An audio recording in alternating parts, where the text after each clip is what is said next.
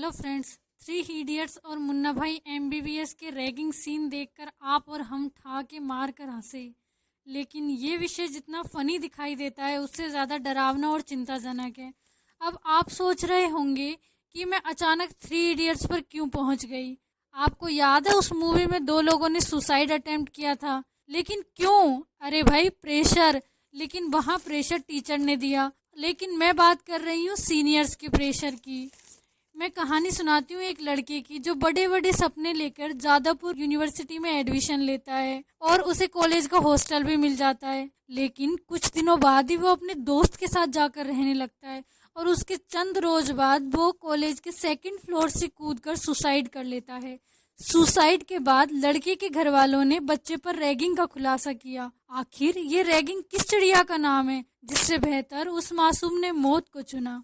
असल में रैगिंग का प्रारंभ यूरोप की यूनिवर्सिटी में हुआ, जहां सीनियर्स फ्रेशर्स के वेलकम के समय प्रैक्टिकल जोक्स मारकर आइस ब्रेक करने की कोशिश करते थे।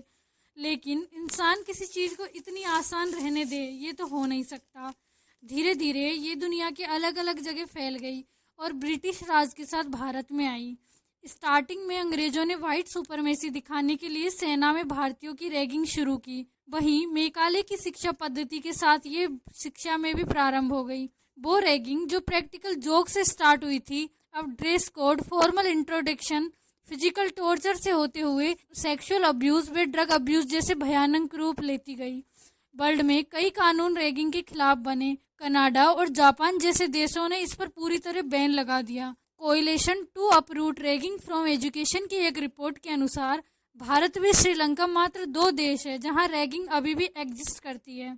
यूजीसी की रिपोर्ट के अनुसार 2013 से 2017 के बीच 3000 रैगिंग कंप्लेंट्स दर्ज की। वे वहीं 25 स्टूडेंट्स ने सुसाइड अटेम्प्ट की। गुजरात, कर्नाटक, एमपी, बिहार, उत्तराखंड जैसे राज्यों में रैगिंग के केस डबल हो गए। लेकिन आखिर ये रैगिंग इतनी क्यों बढ़ रही है? क्या इसको रोकने के लिए कोई कानून नहीं है? 2001 में विश्व जागृति मिशन की पीआईएल के बाद सुप्रीम कोर्ट ने रैगिंग की विस्तृत व्याख्या दी और इसके साथ ही एंटी रैगिंग गाइडलाइन भी जारी की।